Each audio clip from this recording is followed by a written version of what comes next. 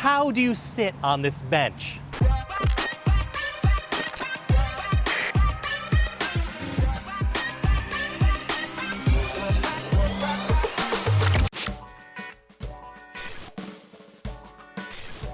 There's a bench sitting in Jamaica Pond that seems like a normal bench as you walk by, but a closer look will make you do a double take.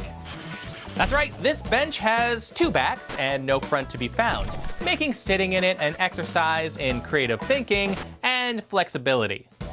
So, what's the story here? Turns out the bench is a guerrilla art stunt turned permanent art fixture from this local artist. My name is Matthew Hinsman. I'm a sculptor.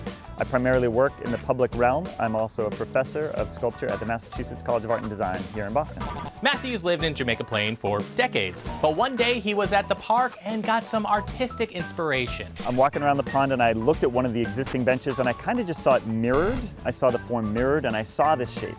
And when I saw the shape, I saw all the different kind of possible meanings that it could carry. And I thought that would be really interesting because it can be a coffin, a kayak, you know, a canoe, it could be a cradle, it could be so many different things. And so that's when I decided to fabricate the object and then install it. Twins, espresso shots, tennis. The best things in life come in doubles. And he spent a month bringing his idea to life, making sure his custom bench construction was close to the real McCoy, even using the exact same materials. Well, the first thing was to convince the company that makes these castings to actually sell them to me. When I reached out to them, they're in Arkansas. They were reluctant to sell me the raw castings that I would then cut apart and then weld back together again into this object. But I shared with them some of my previous work and I convinced them. Then I had to cut it apart and weld the different components together. This is all cast aluminum. And then I fabricated all the wooden components and assembled them in my studio out in Hyde Park. So here's the thing. Matthew didn't necessarily get permission to install the sculpture in the park.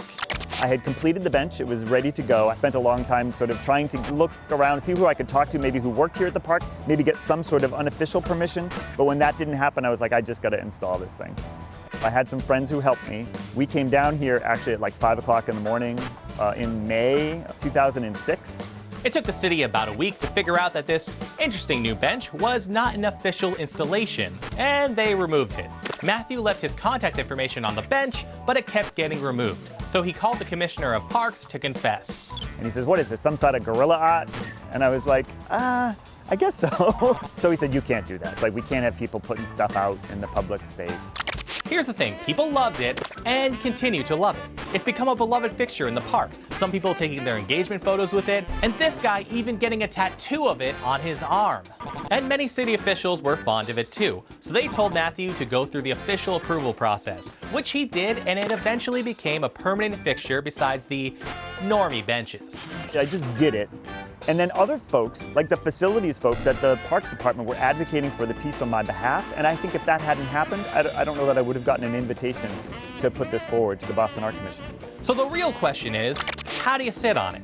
I spent some time trying to figure it out, and this lady even came by while I was filming to share her strategy, but I decided to ask the original artist his method. I conceived of it as being something you might lie down inside of it, but that's actually really uncomfortable. It squishes your shoulders in a funny way. So the way that other people have taught me how to sit in it, and the way that it's actually the most comfortable, is to just get yourself over it and dangle your feet. So this is how I sit here often with my family, and we have breakfast sandwiches in the morning and stuff like that.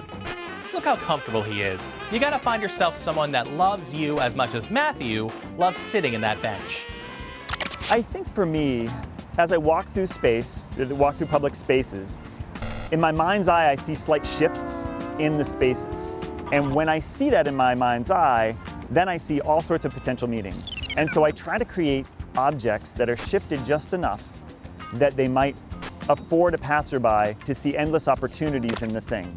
So rather than saying it's a prescribed meaning, it's more about providing opportunities for other folks to create meaning. That's great. I love it when people can find their own meaning in art. Personally, I see the bench as a sweet half pipe for squirrels on tiny skateboards, but that might be just me.